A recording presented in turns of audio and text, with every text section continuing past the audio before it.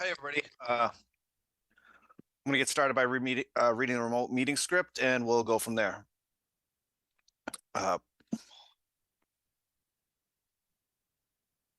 Pursuant to Chapter 2 of the Acts of 2023, this meeting will be conducted via remote means in accordance with applicable law. This means that members of the public body, as well as members of the public, may access this meeting via virtual means. Participants may access this meeting through the remote meeting link as posted on the meeting agenda and through the town's online calendar. When required by law or allowed by the chair, persons wishing to provide public comment or otherwise participate in the meeting may do so by raising their hand or otherwise signaling their intent to speak. This meeting will be recorded.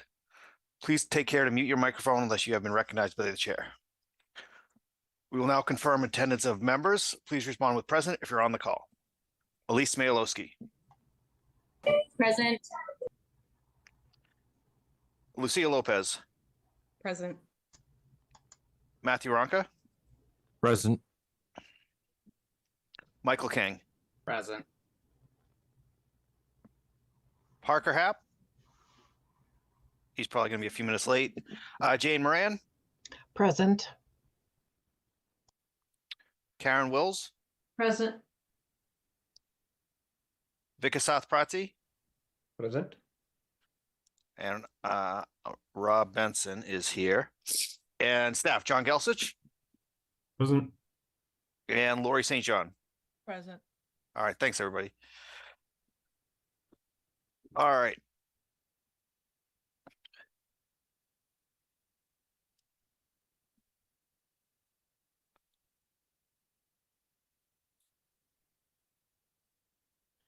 Bear with me one second. I somehow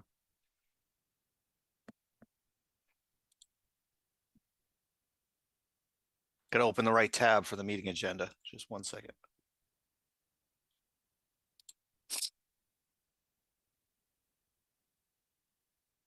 All right. So just starting with our agenda on we have several things that are that we can put on annual town meeting. So in tonight's meeting, there's several things, but as I understand it, these are all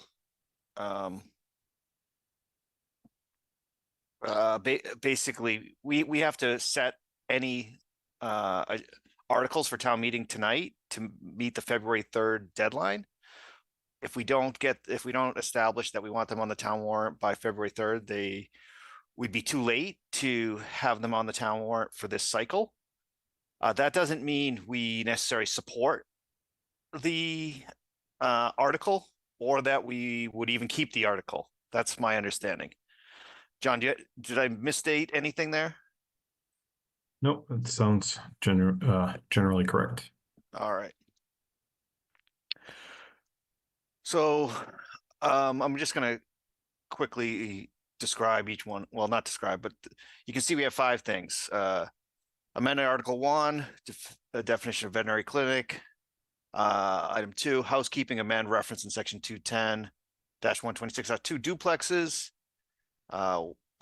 Item 1.1.3, rezone properties at the intersection of Hayward and South Streets from resident lakefront to rural business. I'm sure there's some people on this call for that specifically. The 4th one, amend Article 18, section 210-126, accessory dwelling units. And the 5th one, amend Article 10, floodplain district to comply with state and federal requirements. So I'm going to take these one by one and in order, just to go from there.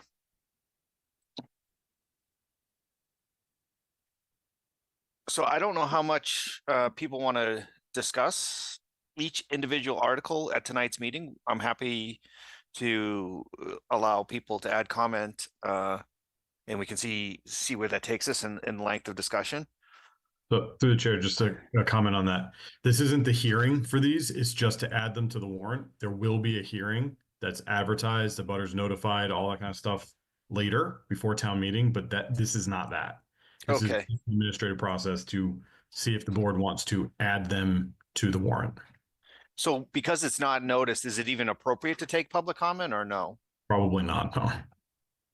So Okay, the board can discuss whether it's valid to add these to the warrant or not, but it shouldn't really discuss whether it's, something that board members support or how the board should act on it or anything like that. Just if it's valid to add to the warrant. all right. So for everybody on the call, we're gonna have public hearings for these articles at a future meeting where we're gonna discuss them. Everyone in the public will be able to provide comments, ask questions. We'll do the best to answer the questions. We'll probably vote whether we support it, whether we want to keep it on the town warrant. But tonight we're really just these specifically, it's more administratively that we have to, if we want them on the warrant at all, we have to add them basically by tonight's meeting, or we'd be too late. So let's go for the board. Set number 1 here, amend Article 1, Section 210-4, definition of veterinary clinic. I don't know how much anyone wants to discuss this at this point, have any questions, or if they would just want to move to a vote. I'm open to anything anyone wants to suggest. Go ahead, Lucia. So can I just ask in terms of process, if we were to add any or all of these, can we amend them through the hearing process? And if we choose, for example, to not support something, can we completely remove it from the warrant, or is it still going to be in there? My understanding is yes. We can completely remove it. And can we even change the amendment, like the wording of the article itself at this point? I think so. That's directed to me. Yeah, John, sorry. Yeah, so the board can change the language to a certain extent. You can't substantially change it. You can't like have a placeholder for changing the definition of veterinary clinic to include this and then suddenly like include 5 more definitions that are going to be changed in that section, right? Or not do the veterinary clinic. So like you've got to keep it within what the original intent of the article added to the warrant is, but you can change language associated with it. And then to back Rob up, yeah, if the board decides, oh, we don't want this on the warrant, it's a timing thing. It's either you can either remove it before the warrant gets printed, goes to print. If not, then you just kind of make a recommendation of no action. And then for the town meeting just kind of passes over it.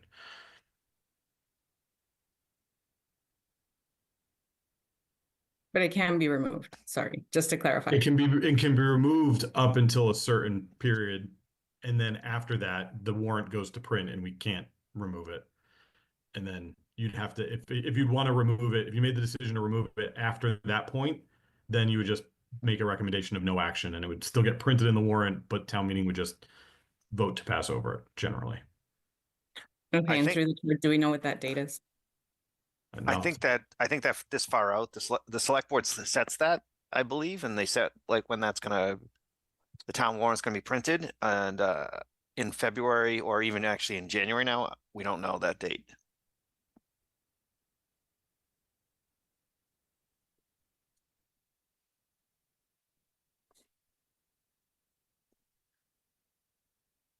All right. I don't know if this item 1 is very like I think we said we're gonna have a hearing for this, so at this time I'd like to entertain a motion that the planning board add a warrant article to amend Article 1, Section 210-4, definition of veterinary clinic to the 2025 annual town meeting warrant. So moved. Second. Thanks, Matthew. And Michael, did you second it? I did, yep. All right, excellent. Roll call vote. Elise Malowski, Sorry, yes. great. Lucia Lopez, Yes. Matthew Ronca, Yes. Michael King, Yes. Parker Hab, Jane Moran, Yes. Karen Wills, Yes. Vikasath Prati, Yes. and Rob Benson is a yes.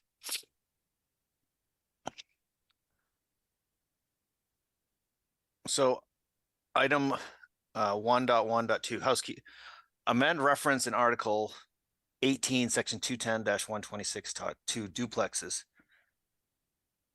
This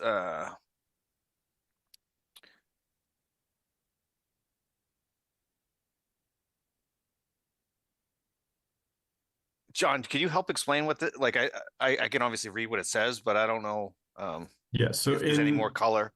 the zoning, the references in 210, 126.2, also in the ADU district, which is another article proposed to be changed. So we're just catching the other reference in that one.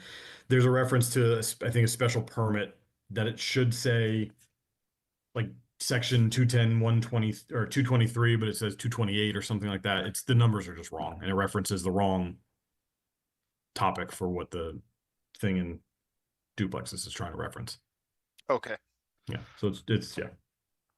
all right. Is there any other questions? If not, I'd like to entertain a motion that the planning board add a warrant article to amend section 210-126.2 duplexes with respect to an incorrect reference to the 2025 annual town meeting warrant. So moved. Second. Thank you. Roll call vote. Elise Mayalowski, Yes. Lucia Lopez, Yes. Matthew Ronca, Yes. Michael King, Yes. Parker Hap, Jane Moran, Yes. Karen Wills, Yep. Vikasath Prati, Yes. and Rob Benson is a yes. So this is the item 1.1.3, rezone properties at the intersection of Hayward and South Streets from residence lakefront to rural business. So I know there's some people on the call for this specific warrant article.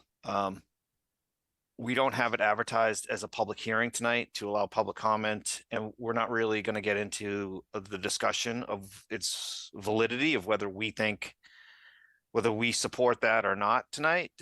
I would consider this more of a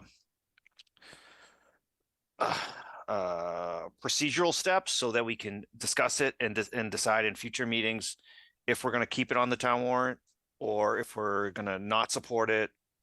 Allow all of the interested parties to voice their objections or voice their favor for it. But I really look at this as administrative. I know people are probably on the call looking to do that tonight. We're not really procedurally set up to do that tonight. Does anyone on the board have any questions? Through the chair. Sure. So I'm the direct impacted party for this. So in the voting process, I'm not sure whether I'm allowed. Can I recuse myself only for this? Or John, You can recuse yourself. I don't know why you would. I don't For the know if voting. that you need to, but Generally, direct abutters recuse themselves from the process. are you a It would direct just be- abutter? It would just be for Yes. this article. It wouldn't be, you don't have to recuse yourself for all the zoning articles. Okay, Lucia. So I did have a couple of questions, and my first question is if this is different from what was previously voted down at annual town meeting. Not substantially. I think substantively it's the same. Okay. And then my second question is in reading through, I did watch the meeting that I think the Zach minutes included pertain to, and it said something about them planning to donate some of the parcels. Are those parcels listed on this warrant or this article?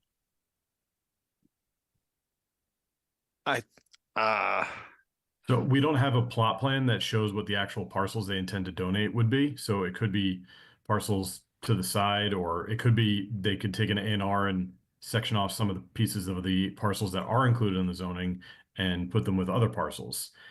So that doesn't actually matter though, because that's something that you can't condition zoning. So the way that it was talked about in the ZAC process, and this is, I'm not going to get into too much detail because it's not a hearing, but the proponent offered to get into an agreement with the select board to donate this land prior to town meeting. And it was basically discussed that they would do that process. And if they didn't, planning board would then have a reason to not recommend town meeting approve the article, which would then assume to send a signal to town meeting that it's not a supported article because that one condition would not have been met. But I don't know if that's the actual process that's going to happen, but it shouldn't necessarily matter for this because you can't condition zoning on something like that. So Okay. we don't need to know the details in order to go through this process.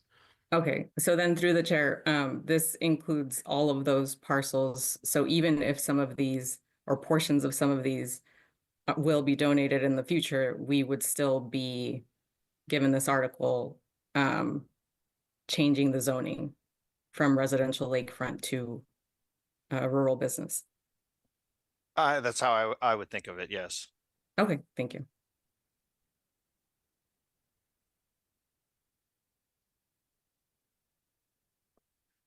Is there any other questions? All right, I'd like to entertain a motion that the planning board add a warrant article to amend zoning map to rezone certain parcels at the intersection of Hayward Street and South Street to the 2025 annual town meeting warrant. So moved.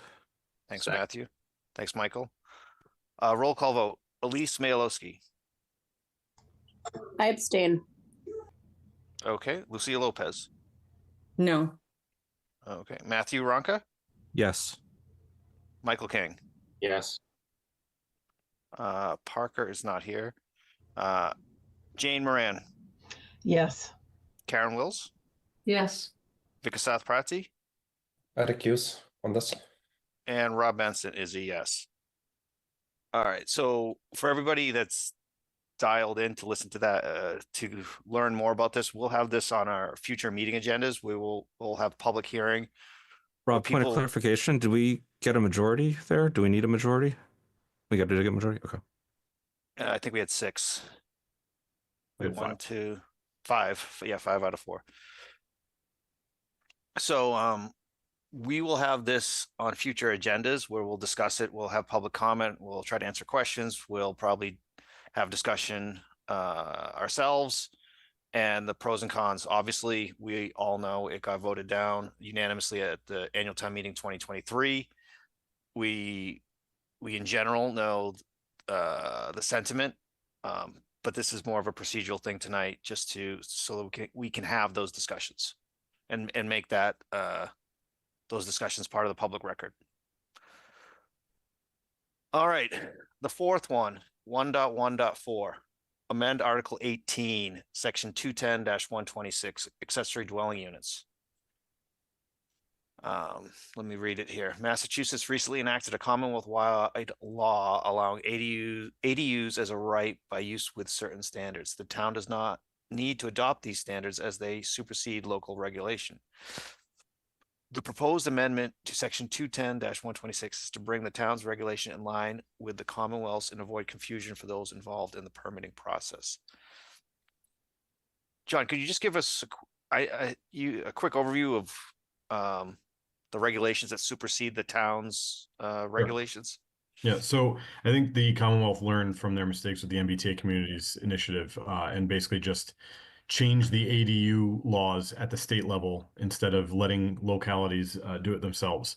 So the state basically made ADUs by right in single family zoning districts. They set a minimum unit size or a maximum unit size, I apologize.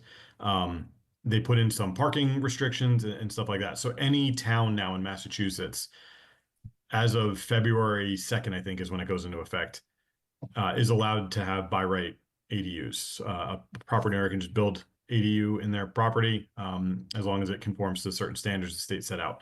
So what we did is redlined the Hopkinton regulation on ADUs so that it met what the state standards are. So they are basically the same rather than having something that's in the Hopkinton one that's incorrect and cannot be followed while the state has their other one that we then have to reference.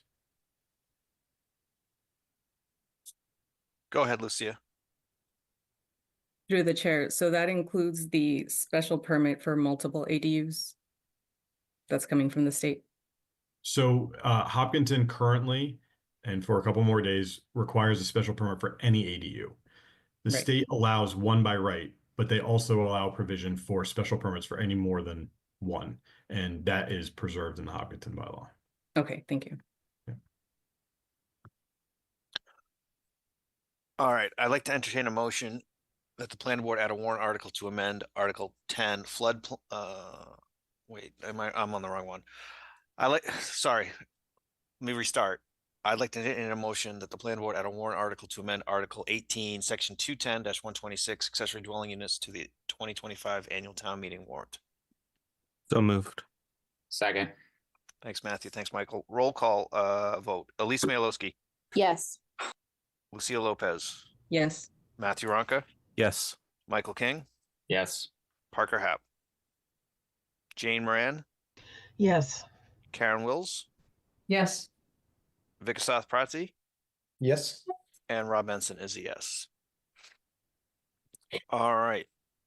Our last one of getting zoning changes onto the town meeting warrant. Amend Article 10 floodplain district to comply with state and federal requirements. I'll just read it here. FEMA and MEMA slash DCR have updated many flood insurance rate maps as they do on a regular schedule. The effective date of these revised maps needs to be reflected in the floodplain zoning district regulations. Additionally, in order for Hopkins residents to remain eligible for the National Flood Insurance Program, the town needs to amend the floodplain zoning district to reflect the language promulgated by FEMA. MEMA/DCR have provided a model bylaw that ensures the correct language is used, and this proposed amendment reflects the language provided in the model bylaw. Eric Carlson from DCR's Flood Hazard Management Program has reviewed the proposed standards between Hopkins bylaws and confirmed that they would meet the requirements to maintain Hopkins eligibility for the NFIP, National Floodplain Insurance Program. I think that. Any questions?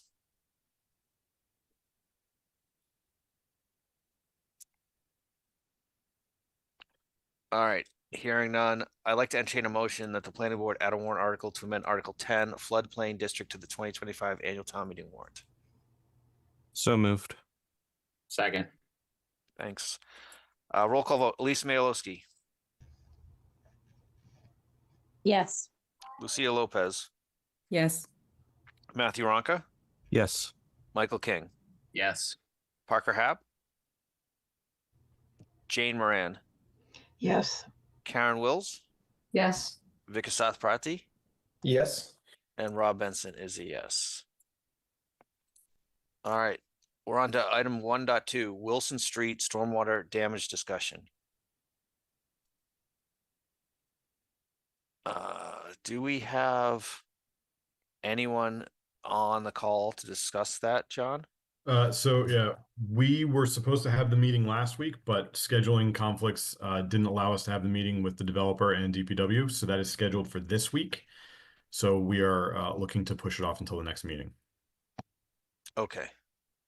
I think that's appropriate because at the last time we discussed it, we basically strongly encouraged a meeting to occur, and we should wait for that to happen, and then we can take our next steps depending on what the outcome of that meeting is.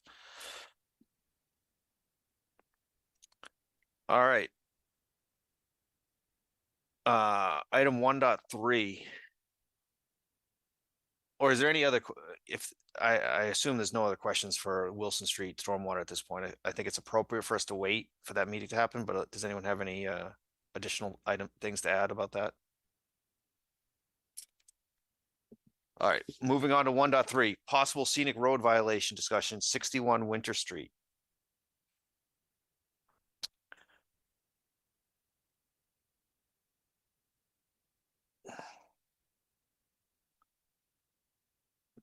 So, I don't know if everybody's aware. So on 61 Winter Street is one of the roads that basically allows you to do a loop around Lake Whitehall.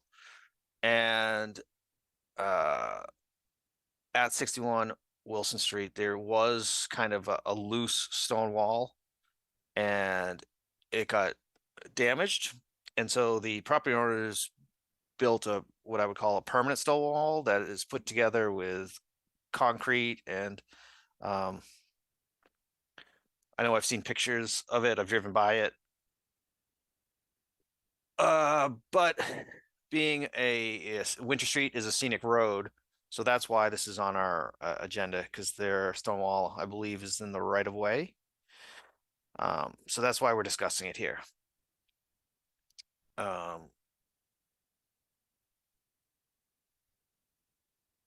Yeah, so on the left is the finished product of the new stone wall. On the right is what it looked like probably maybe the beginning of the summer in 2024 or the spring of 2024 if nothing else. So I think at this point, another part of it is generally it's part of the stone wall, the new stone wall that's built extends onto open space preservation community land. Not community, open space preservation land. So that's another obstacle, and they voted to have that part removed on the OSPC land. But we need to decide what we want to do, if anything, here. Anyone have any comments or questions or to start us off? Through the chair, I could give a little bit more background that might make this probably would be- decision a little bit harder. That would be terrific. Yeah, so it's see if I can zoom in on this. Can you, if you see me zooming in, or are you still seeing the original picture? No, we're seeing what it used to look like, the kind of the loose stone wall that's not Yeah. put together with concrete. It's So just stones. this silver post right here, we believe was the property boundary. So here would be open space land. Here would be, I believe it's the Turner's land, and then this is the right of way. When the town had this property surveyed, this marker was back here. And let me try and find a better picture. I know we have one. So the question, so just to be completely clear, building a wall on a scenic road is not a violation. Tearing down a wall within a scenic road is a violation. So this wall has issues that go beyond planning board. Open space wants to take down the portion of the wall that's within their land, and DPW is obviously not thrilled about having a stone wall within the right of way. The question the planning board has to answer is this even a violation? Because that metal post, if that is the property marker, then this stone wall does not appear to be within the right of way. But I can't make that decision. So that's up to you to make that decision. And you know, if it is decided by the planning board, then we would have to go through basically a hearing and bring the property owners in, let them defend their actions, and the board can discuss and ask questions and figure out how they want to proceed. But this is really just to even start that discussion of, is this even going to be considered a potential violation, or is the planning board going to make a determination that the stone wall is not within the right of way, therefore it's not a scenic road violation? However, even without that being an issue, the property owners are still going to have to deal with Open Space Preservation Commission and possibly DPW, because there are other issues with the new stone wall. If that clears anything up. It does. Okay. So we just need to make an assessment so the general sense is it's believed that is the boundary marker, and it is believed the pre-existing stone wall was on their land and not on the right of way. But it's not 100% for certain. I mean, I wouldn't say there's a belief one way or the other. It could be a potential scenic road violation. There could be a portion of the road of the stone wall that's within the right of way. It's these old roads that have tough variable widths, and then old stone walls that move and have been used as boundary markers and then not used as boundary markers. So it's always a difficult decision to make, which is why it's up to you all. Go ahead, Matthew. There's a police report in the folder as well about a wall getting hit. What's the relation to that to what So that the was subject this means? wall. So this wall got hit, and so the owners said that that damaged the wall and that necessitated them to rebuild it the way that it currently is built. Thank you.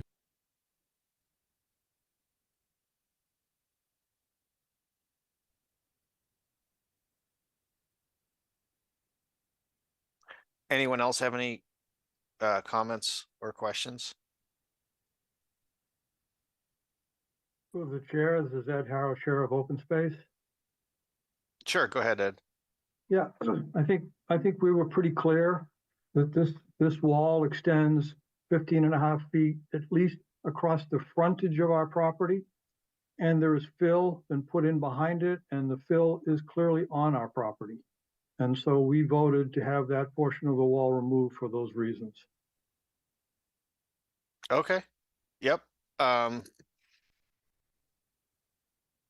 know I was informed of that. I don't know if everybody on the board knew that, but I appreciate that comment. Lucia, go ahead. So I think it's good to see where the marker is, but the wall seems to extend for some ways. Was that the only marker that existed to show where the right of way is versus the property? I don't So think we don't have historical photos of where the markers are. Yeah. And so here I've got, let's see if I can share it with you all.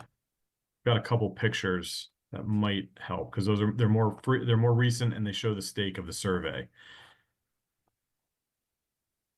Just trying to do a couple different things on the computer. Through the chair, while John's looking, I believe, but I am not certain that Maury Gasser of Halt may have pictures and identifying the location of the corner marker at the opposite end of the property line.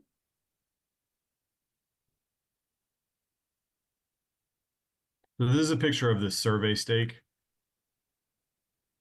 So this is where that presumably silver post would be, or that silver stake would be. And so the original stone wall would be back here. This was all graded. So all the stones were removed and some of the trees were removed as well. So that's that angle. And then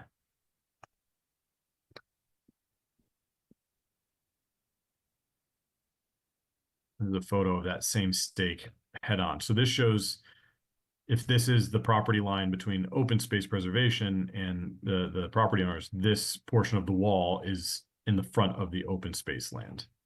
I believe it's 10.8 feet or 11.8 feet. I measured it at 15.5 feet.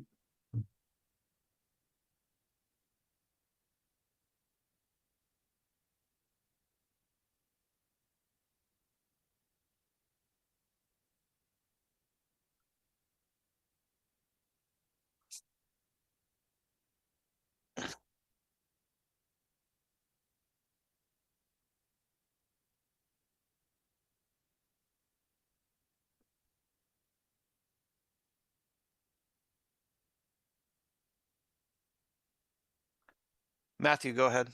Yeah, so I mean, this is really hard to do from the pictures. I'm trying to map up trees to where the new wall is. But just looking at some of the street view pictures, it looks like I think I found the survey hole that John was talking about. It looks like most of the wall is behind it, but it does, from the angle that it was captured, look like some of it extends in front of it. I mean, that's I don't know if anybody has found a better view. It's a loose rocks, as John pointed out, so it's not a flat wall.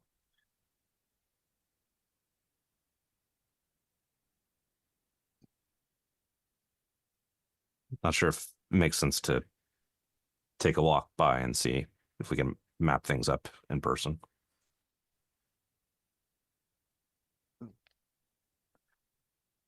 I don't know how we would, yeah, that'd be hard, but maybe it's possible. I'm not sure.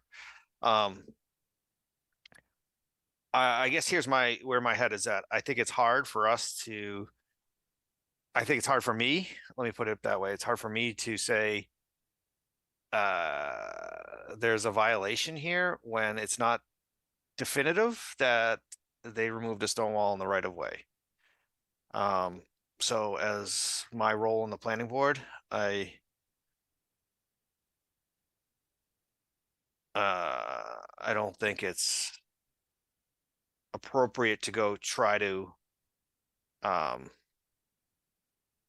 make my fellow residents of Hopkins lives more difficult.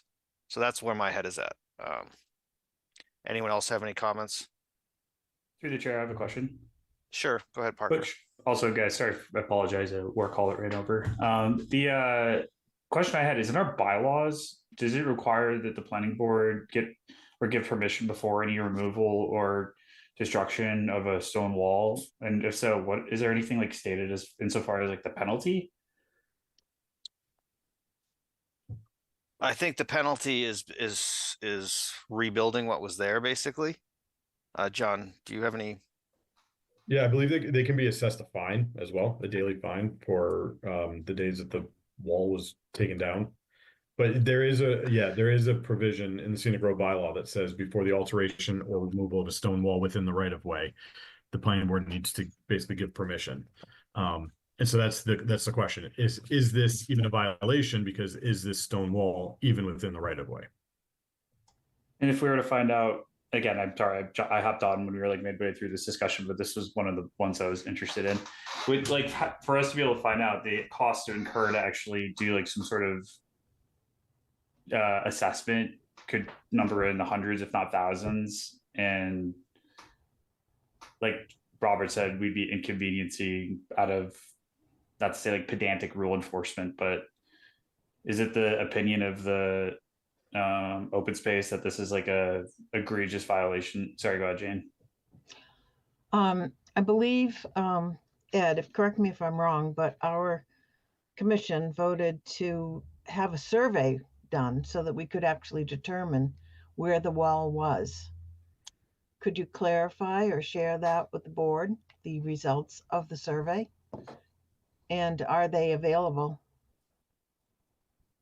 If this is Ed Harrow, Chair of the Open Space, if that's directed to me, Mark Adon has placed the stake. I've talked to Dave.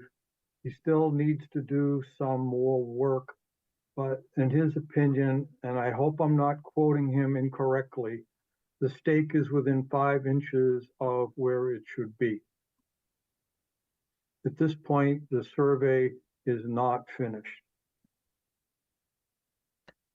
So through the chair, I just want to also clarify, this is not something open space brought to the planning board. They're just also related.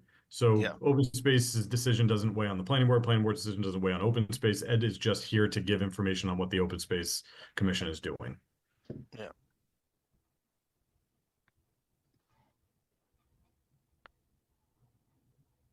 So I don't know how to move this forward.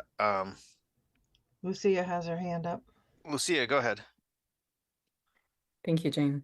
And I think the other thing that complicates it from the police report is the damage to the wall, because wherever it is that the wall was after the damage, it seems like some of that wall was destroyed or moved. And I think that would be one of the complicating factors in us deciding whether or not they removed the wall or who's responsible for having removed the wall, et cetera.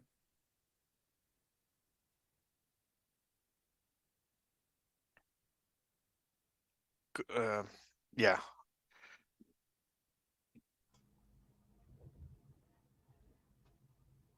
So I think we have kind of a couple options. We can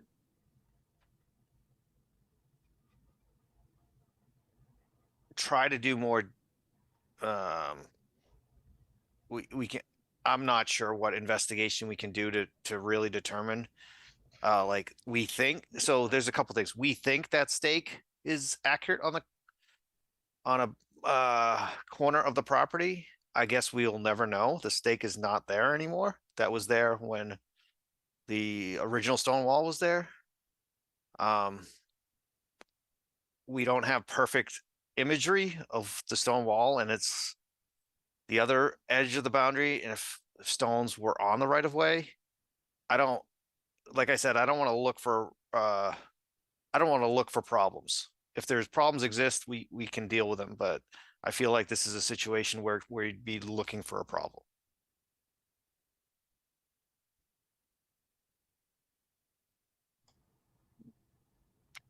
What's our process here, John? Should we, in terms of deciding to do something, deciding to not do something, to wait, to try to get more information? Yeah, I mean, the board can, I guess, have three options. You can table this. It's not a hearing. It's not a really anything. You can table it until there's additional information or until a date certain, and to touch base back on it. You can vote to make a determination one way or the other that it is within the right of way and therefore a violation has occurred, and you can have a hearing to adjudicate that, or you can make a determination that the wall was not within the right of way and therefore no violation has occurred. Or you can say we still don't know, we want to hold a hearing for a potential violation, invite the property owners, notify abutters, and then discuss in more detail at that point.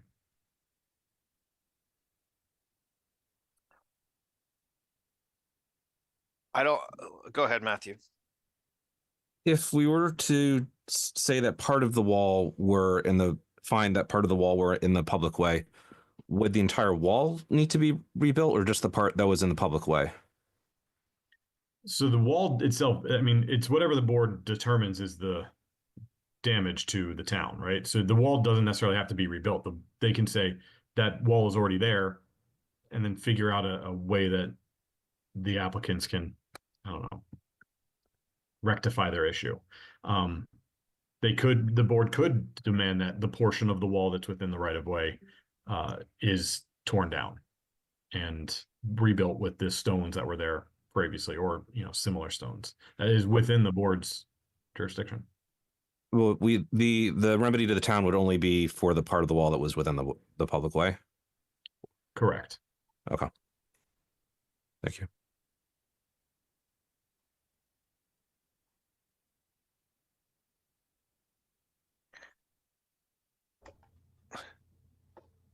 John, can we effectively, like, here's what I'd like to do, and I don't know if this is possible.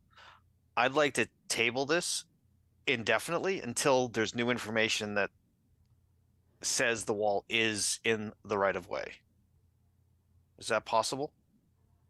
I would not recommend that. That's a little ambiguous. I would say extend to a date certain so we can touch base on that, because what's the trigger of information that shows that, right? The reality is I don't think there'll ever be information that will come before. Like, I don't know how we can rewind time and know if that stake was definitively on the corner of the property, knowing we're not going to get more photographic evidence that I don't think of.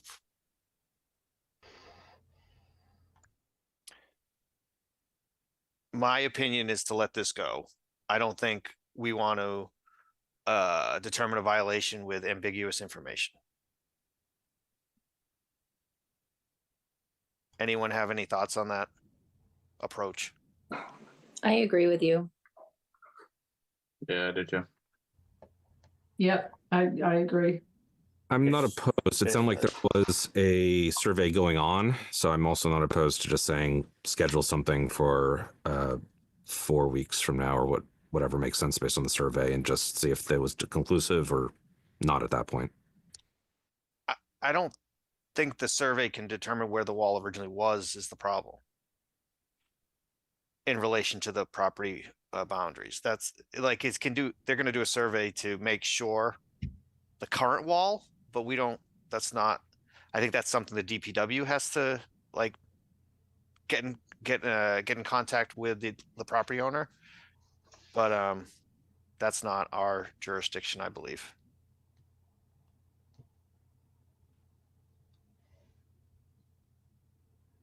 All right. Is this?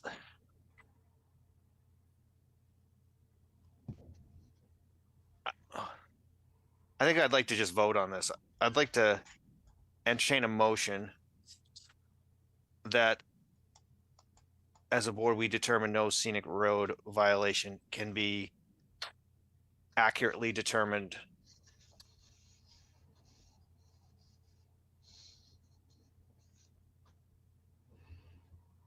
So moved. Second, Thanks, Karen. Thanks, Jane. Roll call vote. Elise Mayalowski, Yes. Lucia Lopez, Yes. Matthew Ronka, Yes. Michael King, Yes. Parker Hap, Yes.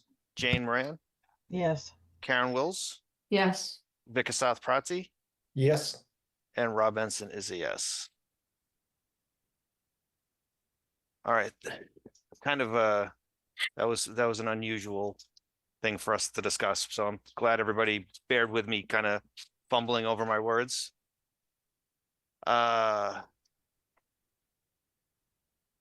Next thing on our agenda, 1.4 meeting minutes for January 6th.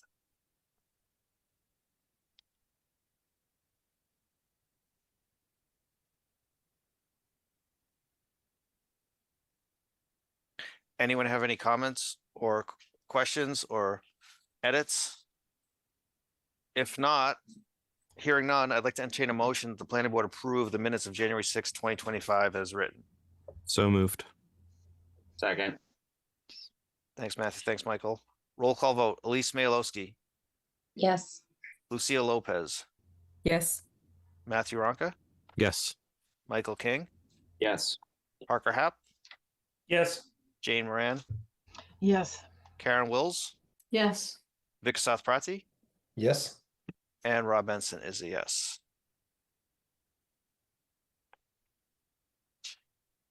All right. We're at the end.